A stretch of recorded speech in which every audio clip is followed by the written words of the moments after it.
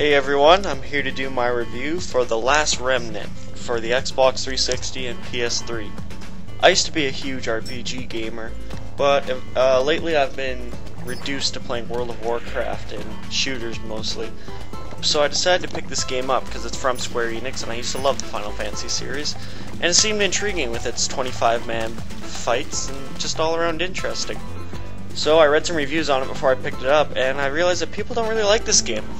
And I started reading why, and the only main flaw I could pick out was the graphics. So I figured, okay, I can get past the graphics, no sweat. So I went and I picked up this game, and I was right all the way. This game is absolutely amazing. It's a deep, long, completely immersive RPG that people don't give its credit due to the fact that Square Enix did shove it out the door too fast and the graphics aren't the greatest.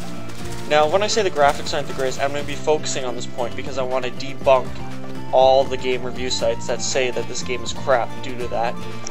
They say that lag occurs during fights, your frame rate drops, and it's just pop-in texture's terrible, and the game's ugly, and all that, and that's just total bull. You know, I mean, the game is gorgeous, and when you boot up a city, it does take some time for texture to pop in. Yeah. Did that happen in Mass Effect? Yeah. How come Mass Effect still got a 9.5? I don't know.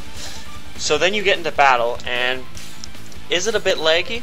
Yeah, it's a little bit laggy, but it's a turn-based RPG. It's like you can deal with lag because turn-based RPGs are not the most exciting way to fight.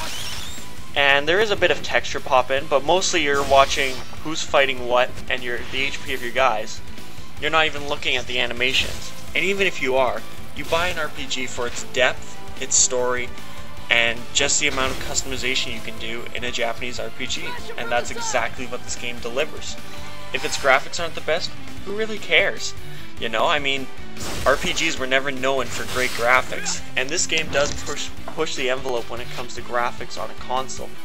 While it takes some time for it to load, and some pop-in is definitely there, the 25-man fights, 25 people just on your side, not to mention all the fights on the other people's side, is absolutely astonishing, and definitely a great break from the traditional 4-on-1 or 4-on-2 that Final Fantasy used to be.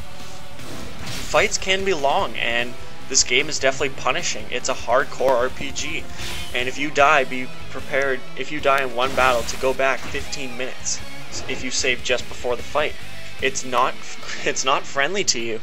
But that just makes it all the sweeter when you actually do succeed and you just finish them. And it's 2 discs, so I haven't even gotten past the first disc yet, and I know I say I don't review a game unless I beat it, but I just kept reading these reviews all over the internet, and I just don't agree with what people have to say. And from what I've seen, the story is it's excellent, and definitely something you should look at. I mean, this game, if you can get past the minor, and I stress minor because it's an RPG. If this was a shooter, I'd be totally ripping it apart because you need to see the graphics. In this game, it's not all that important.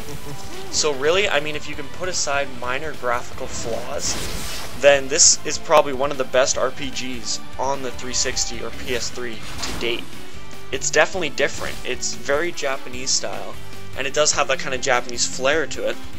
But the battles are huge and just immense, and you give attacks to your squads instead of one person, and you actually do feel a connection between all the characters and you, and that's something not a lot of games do nowadays, is focus on the story.